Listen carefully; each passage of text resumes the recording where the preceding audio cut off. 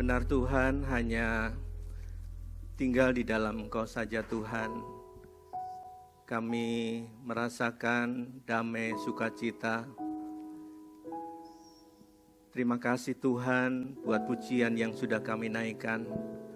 Boleh menjadi dupa yang harum di hadapan-Mu Tuhan. Terima kasih Tuhan buat kehadiran-Mu di tengah-tengah kami. Dan sebentar kami akan merenungkan sebagian dari kebenaran firman-Mu Tuhan. Tuhan, mari Tuhan urapi dengan kuat kuasa Roh Kudus-Mu dan buat kami mengerti apa yang menjadi rencana Tuhan di dalam kehidupan kami. Kami percaya Tuhan punya rencana yang besar dalam hidup kami, setiap kami Tuhan.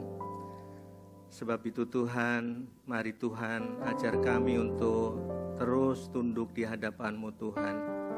Terima kasih Tuhan, urapi kami semuanya Tuhan. Segala kuasa yang bukan berasal dari Tuhan, yang ingin mengalihkan perhatian kami, yaitu kuasa kegelapan, kami patahkan, kami hancurkan kuasanya hanya di dalam nama Yesus. Darah Yesus berkuasa. Terpujilah nama-Mu ya Tuhan. Hanya di dalam nama Tuhan Yesus Kristus kami berdoa dan bersyukur. Mari semua yang percaya kita katakan amin. Silakan duduk. Bapak Ibu, saudara-saudara yang kasih dalam Tuhan, tadi ada pesan ya, supaya boleh maju ke depan, supaya tidak terlalu jauh. Mungkin boleh yang boleh maju, mungkin baris ketiga, kedua, dan seterusnya. Boleh, silakan. Oke, baik, puji Tuhan. Baik Bapak Ibu, saudara-saudara yang kasih dalam Tuhan,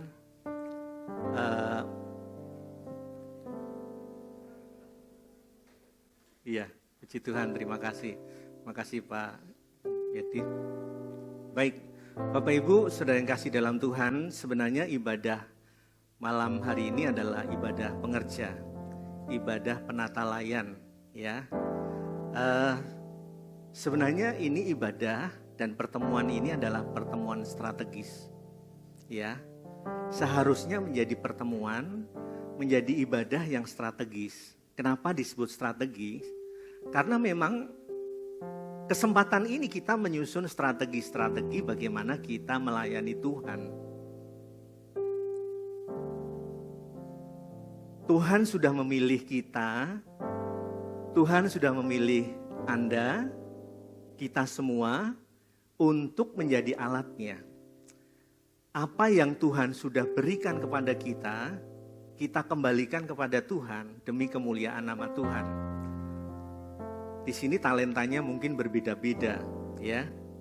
Dan itu bukan karena kecakapan kita, bukan karena kepandaian kita, bukan karena kebolehan kita. Orang bisa main musik, bisa berbicara dan sebagainya, melayani. Itu semua karena kasih karunia yang Tuhan beri kepada kita semua. Dan seharusnya kita kembalikan kepada Tuhan demi kemuliaan nama Tuhan. Jadi saya menganggap ini adalah ibadah strategis yang seharusnya kita semua punya passion, punya kerinduan yang sangat dalam untuk benar-benar menghidupi. Ini strategis ya. Ini harus penting kita perhatikan. Ya. Mungkin penata layan, Bapak Ibu, siapa sih penata layan? Penata layan itu sebenarnya ya kita semua. Ya saudara dan saya, kita semua ini penata layan yang memang sudah ditunjuk Tuhan untuk melayani Tuhan.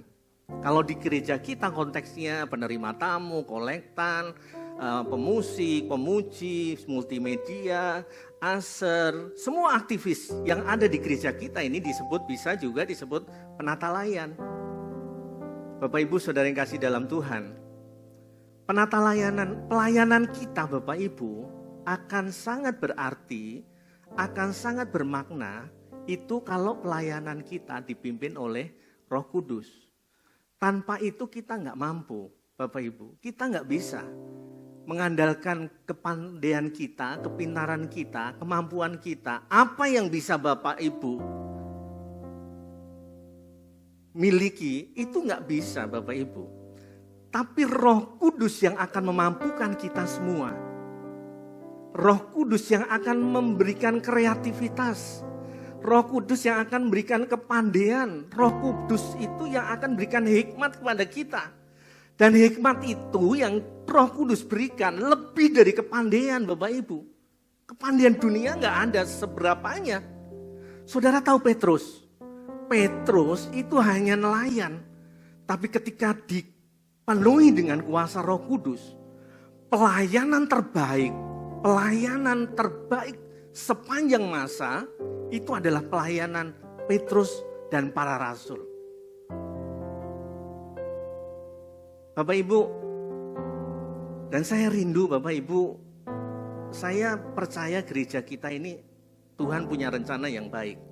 Ya, saya lihat generasi-generasi muda mulai muncul, ya, ini banyak nanti mungkin dimotori oleh Denis sama istrinya, ya, atau siapa sih ya yang karena memang kita udah ya, generasi muda harus muncul juga, Bapak Ibu, pelayan. Makanya tolong kita benar-benar, saya rindu setiap Selasa ini sebuah momentum, sebuah kesempatan yang baik supaya Bapak Ibu kita semua dibekali oleh firman Tuhan. Bapak Ibu, saya membagikan sebuah absensi secara online dan khotbah Pak Lauteksen hari minggu kemarin mungkin ya, kita menggunakan multimedia, kita menggunakan media, teknologi, kemajuan. Dan kita waktunya Bapak Ibu, mungkin kita merasa, aduh gaptek, saya nggak bisa kalau suruh absen. Saya buat sesederhana mungkin, hanya 3 kali klik ya, sebut nama, hadir atau tidak, dan seterusnya. Saya tadi siang update ya, saya lihat jam 3 itu baru 50 yang isi ya. Sebagian tentatif, sebagian hadir. Dan saya menghargai, saya salut ya Bapak Ibu. Mungkin ini bisa karena apa? Ini menjadi data, menjadi statistik juga untuk supaya kita ya lebih bagus lagi. Jadi yang ngisi itu misalnya ya ini sekedar ini saja ya. Ini di bawah tim kreatif ya, ada 15, 8 dan 7 ya. Kemudian apa itu? Aktivis 1, pengkhotbah ada 2 yang isi ya. Mungkin malu-malu ya. Sebenarnya pengkhotbah tapi ngisinya lain, aktivis saja ya. Pemuji ya, yang isi ada 7 ya. Kemudian pemusik ada 5 ya. Sebenarnya saya berharap sih pemusik semuanya bisa ikut ya, supaya kita dibekali. Karena ini strategis, benar-benar strategis. Selasa bulan depan saya harapkan bisa isi semua.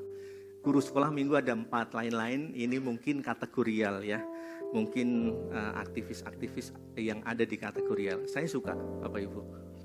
Kita mungkin kesempatan ini nggak bisa kita responi dengan baik, tapi kesempatan yang akan datang kita bisa responi supaya apa?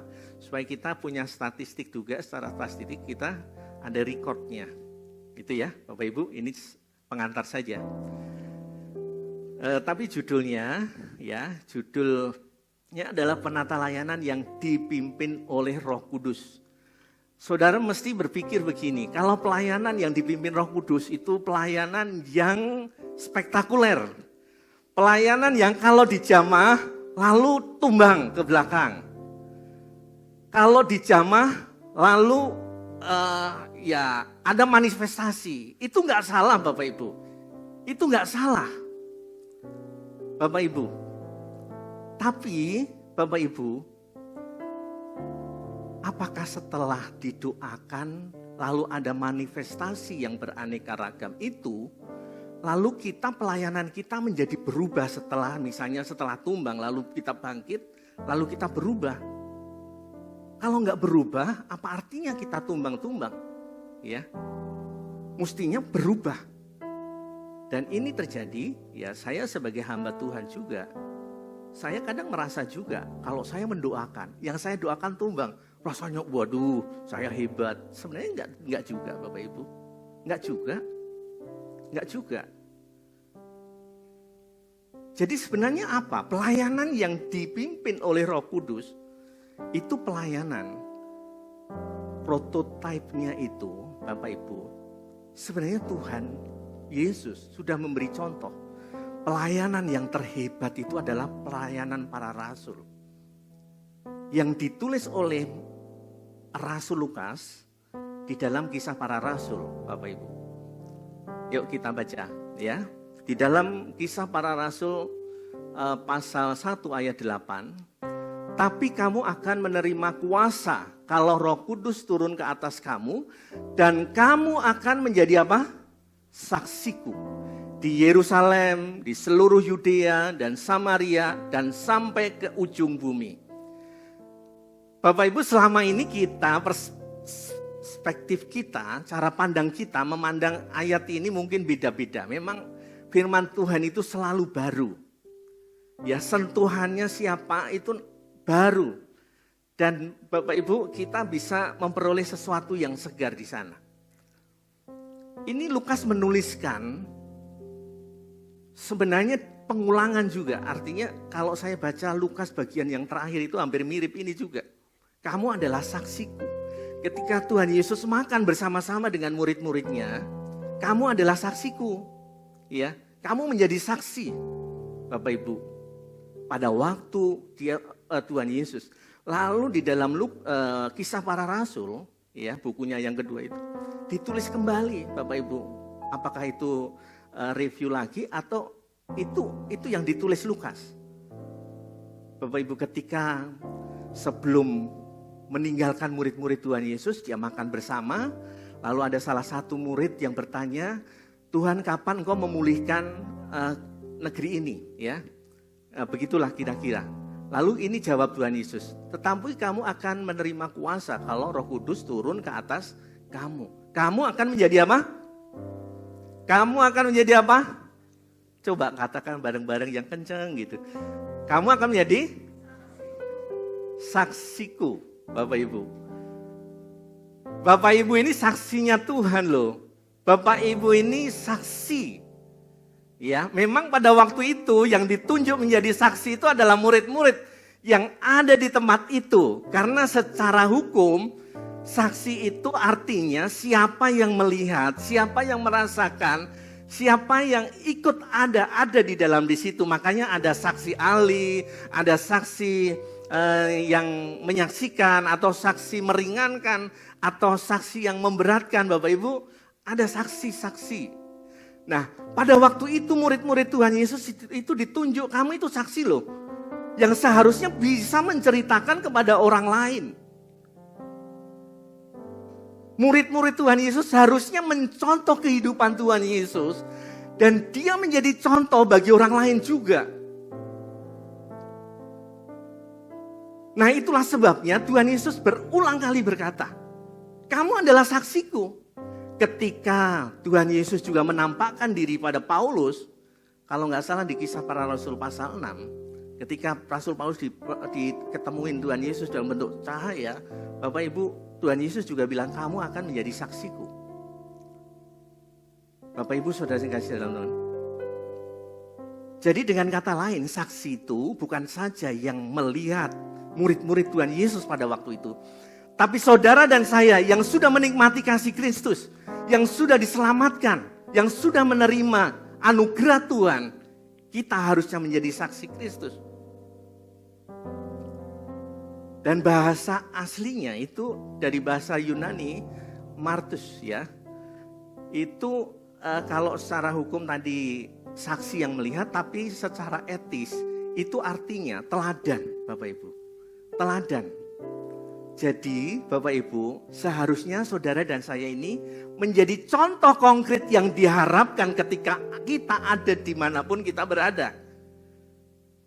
Bapak Ibu, ini firman Tuhan buat saya juga, buat kita semua belajar. Menjadi contoh konkret yang diharapkan. Karena murid-murid Tuhan Yesus sudah mencontoh Tuhan Yesus. Dan kita harusnya menjadi contoh bagi orang lain juga. Kristus bekerja di dalam kita dan menjadi berkat buat orang lain. Bapak Ibu. Jadi jangan berhenti Kristus bekerja dalam kita, udah berhenti dalam kita. Tuhan berkati kita, Tuhan berkati semuanya, kita beri sehat, tapi kita nggak bisa memberkati orang lain. Itu bukan saksi. Bapak Ibu Saudara yang kasih dalam Tuhan. Jadi saksi itu adalah contoh konkret. Tapi konteksnya kalau pada hari ini, malam hari ini karena saya berbicara di depan para penata layan, saya mengambil konteks pelayanan para rasul pada waktu itu. Yaitu pelayanan Petrus dan kawan-kawan. Ada berapa Bapak Ibu? Ada berapa? Banyak. Tapi intinya Petrus dan ke-11 yang lainnya. Yudas sudah nggak ada, tapi diganti siapa? Matias. Itu di Kisah Para Rasul pasal 1. Ada pemilihan itu yang menggantikan Yudas. Bapak Ibu saudara-saudara yang kasih dalam Tuhan. Jadi konteksnya hari ini, bagaimana kita para pelayan Tuhan bisa menjadi contoh ketika kita berada di tengah-tengah jemaat. Ketika kita berada di tengah-tengah pelayanan kita, Bapak Ibu Saudara. Dan Lukas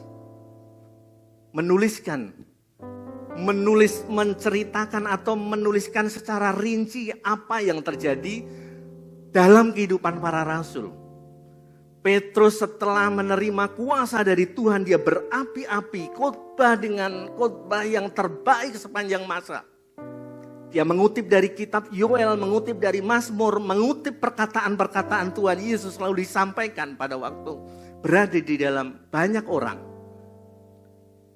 Dan tersentuh hatinya. Itu sebenarnya bahasa aslinya tertusuk hatinya. Seperti gambar orang kalau jatuh cinta itu ya. Jadi hatinya itu kena panah gitu. Tertusuk sehingga apa? 3.000 orang bertobat dan dibaptiskan. Itu pelayanan yang spektakuler kalau menurut saya. Dan gereja kita harusnya ada juga pelayanan yang spektakuler yang kita bisa. Kalau kita nanti meneladani apa yang diceritakan oleh Lukas, apa yang terjadi para rasul pada waktu itu. Coba kita suplik saja di dalam lanjutannya ya. Pasal 2 ayat 42 dan 46. Ketika Petrus berkhotbah lalu 3.000 orang dibaptis, Bapak Ibu, lalu apa yang terjadi? Gaya hidup jemaat mula-mula itu luar biasa. Dan dituliskan ya antara lain saya karena waktu saya ambil 2 ayat saja. 42 dan 46. Konteksnya tetap ini bisa mewakili. Mereka bertekun dalam pengajaran rasul-rasul dan dalam persekutuan, dan mereka selalu berkumpul untuk apa? Memecahkan roti dan berdoa. Ayat 46 diulangi lagi. Dengan apa? Dengan apa? Bertekun. Kalau kata itu diulangi 2 kali berarti ini bagian yang penting. Bertekun, Bapak Ibu. Ya. Bertekun dan sehati mereka berkumpul tiap-tiap hari dalam bait Allah. Mereka memecahkan roti di rumah masing-masing secara bergantian bergilir dan makan bersama-sama dengan gembira dan dengan tulus hati. Bapak Ibu Saudara, kejadian ini, peristiwa ini atau fenomena ini apakah hanya terjadi pada jemaat saja? Apakah hanya jemaat saja yang bertekun? Apakah jemaat saja yang bersehati?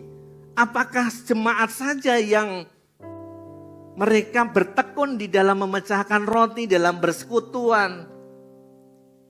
Karena judulnya di situ cara hidup jemaat. Saya yakin bukan itu. Artinya apa? Bukan itu saja. Artinya apa? Pasti ada triggernya. Siapa? Ya para rasul itu. Karena para rasul sudah memulainya dulu.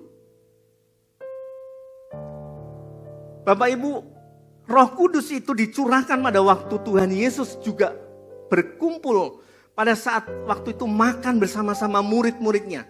Dan Tuhan Yesus naik ke surga, murid-murid masih berkumpul di situ, terjadi fenomena Roh Kudus dicurahkan. Bapak Ibu Saudara, jadi para rasul yang 12 itu sudah mempraktekkan gaya hidup jemaat yang mula-mula. Lalu pertanyaannya Bapak Ibu, apakah kita, saudara dan saya, kita semua, kalau kita menjadi saksi, kita mestinya juga menjadi contoh konkret yang diharapkan. Kita mestinya juga harus apa? Mereka apa? Kok ragu-ragu? Mereka apa? Bertekun.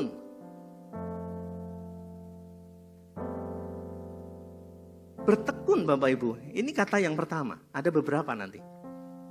Sudahkah kita bertekun Bapak Ibu? Sudah bertekun gak kita?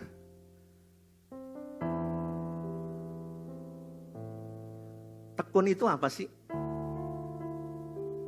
Tekun itu Bapak Ibu, dari kata apa ini ya?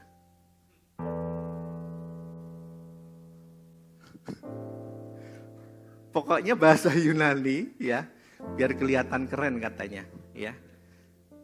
Ya.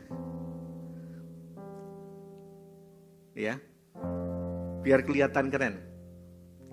Bapak Ibu,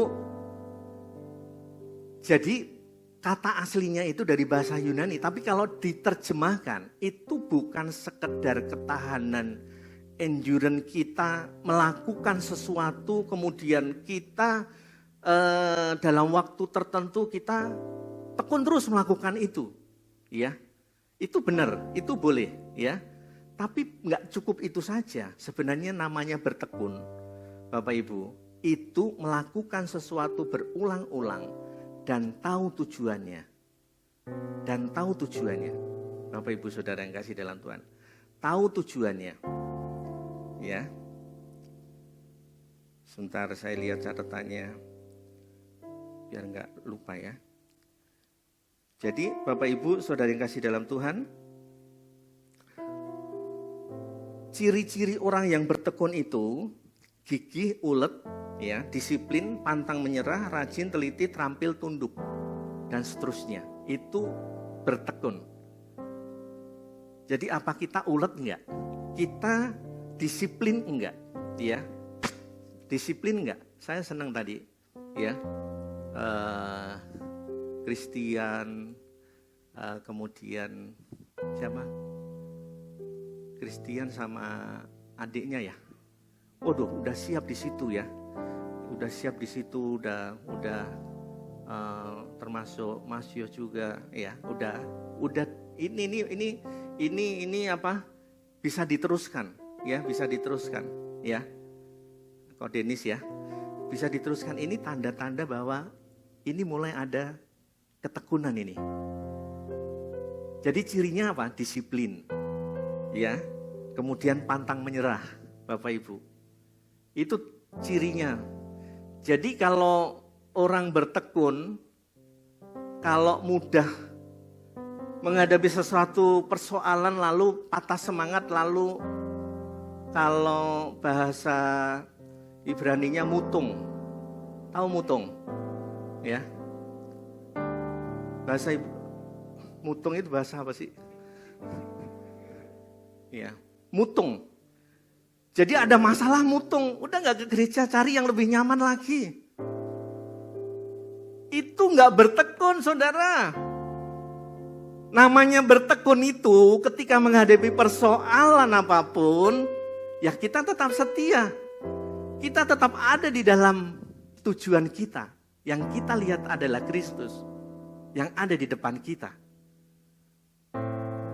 Bapak Ibu saudara-saudara yang kasih dalam Tuhan, ini ketekunan ini dibutuhkan di mana-mana ini. Pekerjaan, di pelayanan, Bapak Ibu. prinsip dunia pun juga ini diterapkan dan orang banyak yang sukses juga, apalagi di pelayanan. Dan firman Tuhan jelas katakan, ya, kalau kita bertekun, ya, kita akan pasti Tuhan berkati gereja kita ini. Apalagi para penata layan bertekun. Tekun doa pagi, tekun doa Jumat, tekun di komsel. Ya, nanti kita jelaskan ya, waktunya cepet banget ya. Ya, jadi proskatereo itu ya, itu ketekunan yang artinya fokus, dan dipakai juga di dalam Kisah Para Rasul pasal berapa ya, pada waktu ada masalah pembagian sembako ya, lalu ada masalah kacau mungkin, lalu para rasul itu bilang, pilih 70 atau berapa supaya saya bisa konsentrasi untuk pelayanan mimbar. Ternyata itu pelayanan pada waktu itu sudah terorganisasi yang bagus ya. Saya yakin itu secara tidak, ini sudah terorganisasi. Karena apa? Mungkin Petrus ketuanya. Karena Petrus dengan gigih membela semua kelompoknya itu. Ketika orang lain berkata, oh itu mabuk itu, masuk siang-siang pada berbahasa lain itu. Lalu Petrus berdiri dan dia berkata, dia nggak mabuk, tapi dia menggenapi kitab Yoel. Luar biasa. Dan itu sudah terorganisir dengan bagus. Jadi kalau gereja itu juga di pelayanan kita diorganisasi dengan bagus juga, sebenarnya juga alkitabiah juga, Bapak Ibu. Jadi bertekun itu fokus juga. Para rasul, Bapak Ibu, fokus pada pelayanan firman. Ya, dipilih yang lainnya supaya pelayanan pembagian sembako misalnya, Bapak Ibu. Itu ya Bapak Ibu, saudara-saudara yang kasih dalam Tuhan. Bertekun. Jadi yuk kita bertekun Bapak Ibu. Ya, bertekun. Bapak Ibu tahu nggak? Siapa yang tahu Natal pertama gereja kita itu di mana?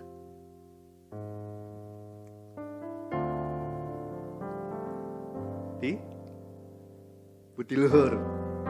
Di mana? Iya, 100 buat Ibu Yuni. Ibu gembala kita, ya pasti Ibu gembala kita yang bertekun dari awal. Itu tandanya tekun itu dari awal sampai sekarang, Bapak Ibu. Di Lokagenta. Jadi tahun 93 itu Natal di sana, ya. Itu backgroundnya nggak seperti ini, sekarang digital. Backgroundnya itu ditulis tangan. Dengan relief kota Jakarta, ada gedung-gedungnya oleh Pak Suyanto pada waktu itu, ya. Dan saya masih ingat. Baru yang kedua, kalau nggak salah di Adika, ketiga di Budiluhur, itu 94 dan seterusnya. Bapak Ibu, saya bersyukur, saya menjadi saksi juga, Pak Sunarto juga, Bapak Ibu, menjadi saksi bahwa itu, ya. Ada masalah nggak? Ada. Ada persoalan nggak? Ada. Ada yang nggak yang mau menggagalkan saya untuk melayani Tuhan? Ada. Ya. Dan kalau saya nggak pandang Tuhan, saya nggak lihat fokus pada Tuhan, saya mungkin udah tergeletak Bapak Ibu, nggak melayani di sini lagi, nggak berada di tempat ini. Mungkin sampai berdarah-darah saya. Tapi artinya tekun itu harusnya kita touch love. Kita punya cinta yang kuat pada Tuhan. Bapak Ibu. Dan Pak Gembala kita almarhum ini contoh ketekunan yang luar biasa. Bapak Ibu. Persoalan-persoalan dihadapi. Ya. Dari naik Panther yang terbaru, lalu berubah jadi Ventren, ya Ventren Chevrolet, Bu Yuni lupa kali. Ya, lalu ganti lagi PZ 303. Waduh, Pak Gembala kita ini nyetir ke Cilegon bawa apa ini? Parcel. Banyak parcel. Pak David, ikat kencengin Pak. Saya mau nyoba ini mobil tua, bisa nggak buat ngebut itu. Jadi paling nyaman itu kalau Pak Hengki yang, maaf ya, Pak Hengki yang bawa. Ya. Sampai di Pondok Lestari akinya meledak. Tok. Saya mau menceritakan itu keuletan, ketekunan yang menghasilkan sesuatu buat saudara dan saya dan kita semua, Bapak Ibu. Kita mestinya teladan-teladan itu, teladan rasul, para rasul itu menjadi teladan kita. Kita tetap tekun aja. Bapak Ibu saudara yang kasih dalam Tuhan. Tekun aja. Jadi itu cirinya tekun. Tadi kata martir tadi, martus tadi ya. Itu walaupun dalam kondisi apa, semua jadi martir. Itu para rasul semuanya matinya dalam situasi yang nggak enak. Paulus, Petrus, Yohanes semuanya matinya nggak enak. Semua jadi martir. Tapi ketika berjumpa dengan Tuhan Yesus, mungkin Tuhan Yesus akan berkata, mari sabaslah hambaku yang setia. Bapak Ibu saudara yang kasih dalam Tuhan. Ya, yuk kita bertekun. Siapa yang belum bergabung ke Komsel, gabung ke Komsel Bapak Ibu. Ada di sini PKS Pak Paulus ya. Ya Pak Paulus ya. Ada Bu Endang ya. Ada Bu Debora. Ya. Ada Bu Desti. Ada Pak Heri. Iya, Bu Enda ya. Bu Enda ya. Mana Bu Enda? Iya Bu Sabtono ya.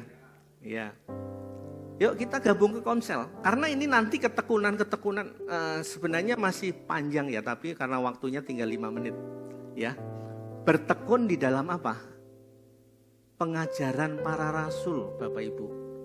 Jadi pada waktu rasul pelayanan pada waktu itu memang belum ada. Injil belum ditulis. Karena Lukas itu baru nulis itu pada tahun 63 Bapak Ibu. Jadi tradisi lisan yang dia sampaikan. Dia kutip apa yang ditangkap perkataan-perkataan Tuhan Yesus itu dikatakan lagi. Tapi dia kutip juga dari Yoel dan sebagainya. Tapi para audiennya itu mendengarkan. Jemaat mula-mula itu mendengarkan Bapak Ibu. Ya. Jadi bertekun di dalam apa? Pengajaran para rasul.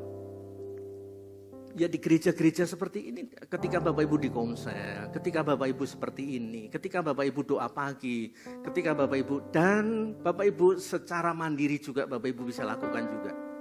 Secara bertekun kita di dalam pengajaran. Bapak Ibu, ada beberapa remaja pemuda yang punya kerinduan yang kuat untuk belajar Alkitab. Itu saya hargai luar biasa. Ya. Saya hargai luar biasa. Itu artinya apa? Itu saksi, menjadi saksi itu sebenarnya mengemban amanat agung dari Tuhan Yesus. Ya. Ya. Nanti karena waktu ya. Kemudian Bapak Ibu bertekun di dalam apa? Persekutuan, Komsel juga, ya. Persekutuan, koinonia. Sebenarnya ini kalau dijelaskan panjang ini, ya. Tapi salah satu hal yang ada di persekutuan itu artinya, koinonia itu artinya apa? Mengambil bagian. Persekutuan bangsa-bangsa misalnya, persekutuan orang di pasar itu juga orang berkumpul banyak bisa disebut persekutuan. Tapi kalau tidak mengambil bagian di dalamnya, bukan disebut persekutuan dalam Tuhan. Persekutuan dalam Tuhan itu cirinya adalah mengambil bagian. Mengambil bagian, saya di Komsel itu harus berperan. Apa peran saya? Ya, peran saya adalah peran yang terakhir, yaitu apa? Setelah doa berkat, Setelah doa penutup apa? Kalau di Komsel? Makan-makan, itu peran saya. Iya, itu paling bagus. Ya.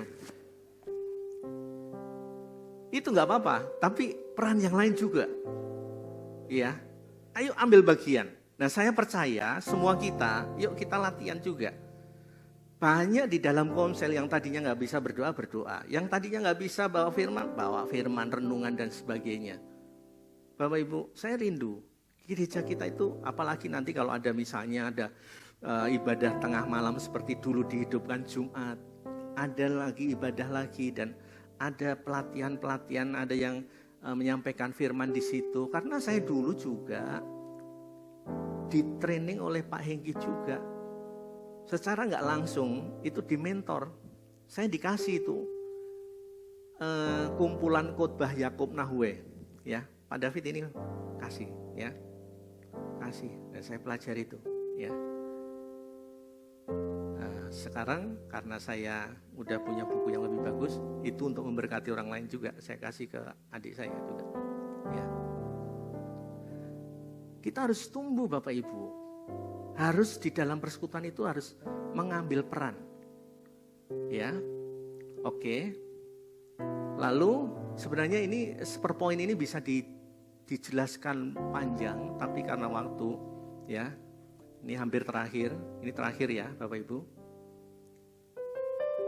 Terakhir tapi masih ada sebagian. Ya, sabar. Kan bertekun Bapak Ibu. Sedikit lagi. Lalu bertekun di dalam apa? Memecahkan roti. Ini berbicara tentang relasi sebenarnya. Pada waktu Tuhan Yesus itu mau menyampaikan, kamu akan menjadi saksiku di Yerusalem, Yudea dan Samaria, dan sampai ke ujung bumi. Bapak Ibu, itu disampaikan pada waktu makan ternyata. Benar gak Bapak Ibu? Pada waktu makan. Jadi artinya apa? Sebenarnya memecahkan roti itu adalah membangun relasi. Jadi kalau makan-makan itu di gereja, itu sebenarnya masih alkitabiah juga. Tapi ya gantian juga yang menyediakan Bapak Ibu. Itu. Kalau di Komsel makan-makan itu juga sebenarnya alkitabiah, karena sambil makan itu sebenarnya mereka bertekun di dalam memecahkan roti. Karena apa? Memang makanan pokok orang dulu itu apa? Ya roti. Minumannya apa? Ya anggur. Jadi kalau orang menerjemahkan itu perjamuan kudus, ya nggak salah juga. Tapi sebenarnya itu adalah makan bersama yang disertai dengan pengucapan syukur. Mengucap syukur kepada Tuhan. Jadi ketika saudara makan itu sebenarnya adalah makanan rohani. Jadi jangan dikira makan itu adalah makanan jasmani, itu makan ini jasmani, sebenarnya itu rohani itu.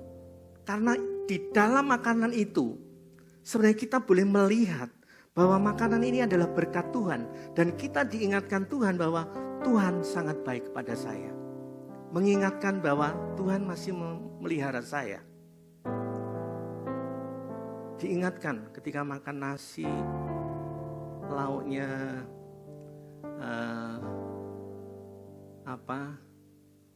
jengkol semur misalnya, masih diingatkan Tuhan, oh Tuhan baik, Tuhan baik ya. Makan ke lauknya udang dibungkus telur misalnya, telur asin, itu juga diingatkan Tuhan juga bahwa hidup ini singkat. Paham nggak Bapak Ibu? Bahwa hidup ini singkat Bapak Ibu. Kalau makan udang pakai telur asin ya, di situ akan banyak apa? Kolesterolnya dan seterusnya.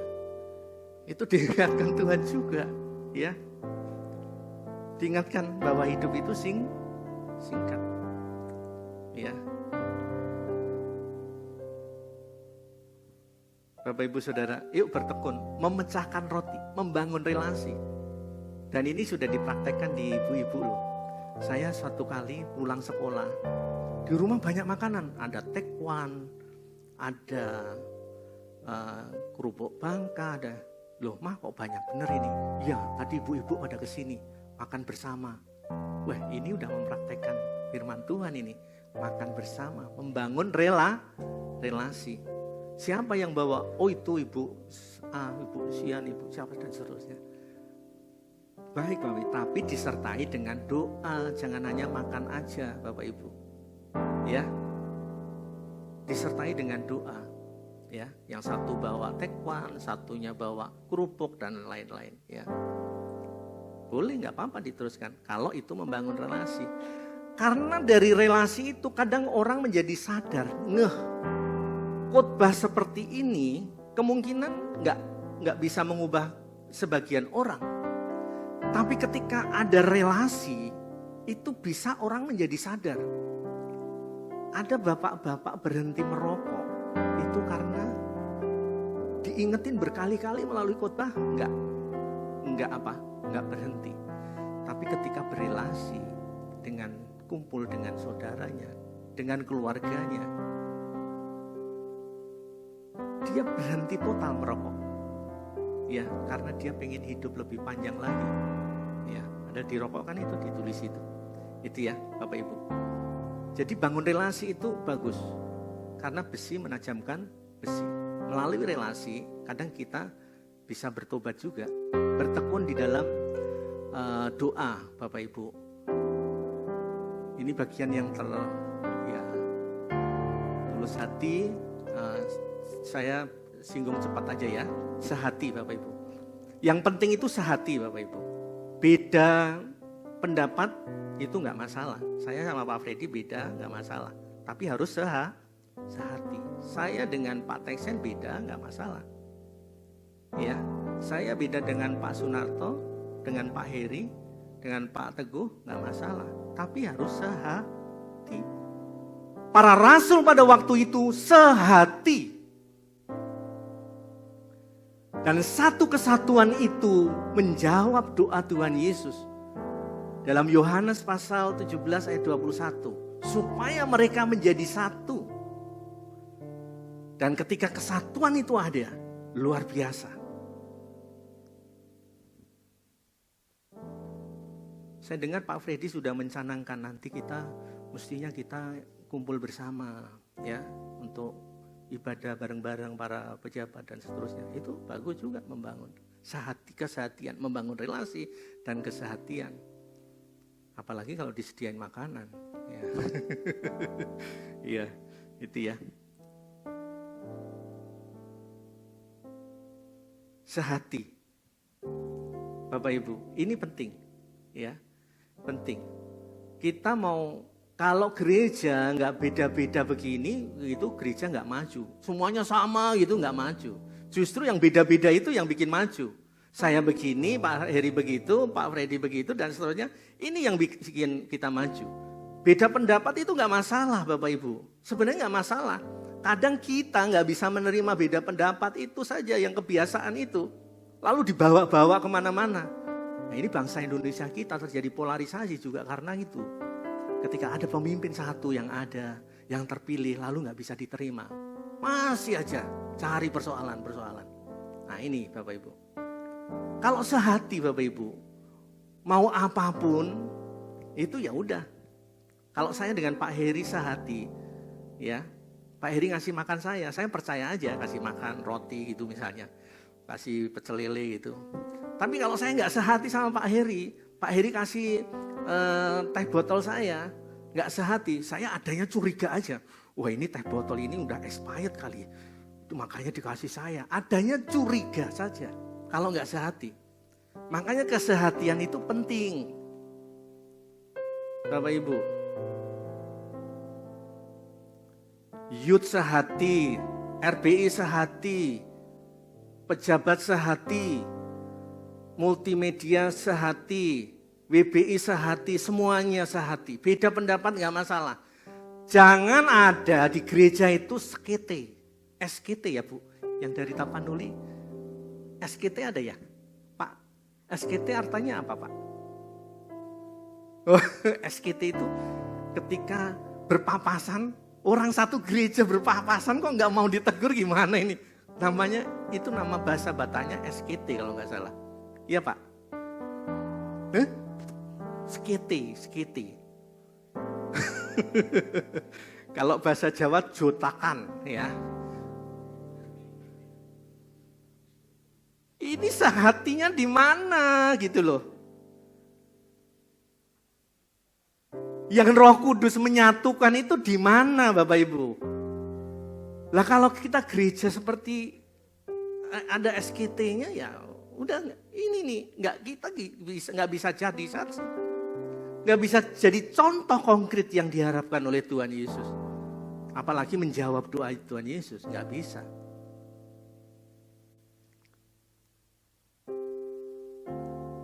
Ini tadi sebenarnya dari 2 ayat itu tadi, ya.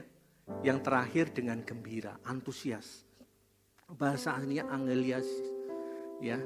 Itu kalau bahasa Inggrisnya itu sukacita yang benar-benar gitu. Ketika beribadah itu ada kerinduan dan sukacita yang luar biasa begitu ya. Jangan ketika kita beribadah itu rasanya sedih, rasanya aduh ini kapan selesainya ya. Itu ya. Ini udah mau selesai Bapak Ibu. Udah mau selesai ya. Tapi yang penting dengan gembira.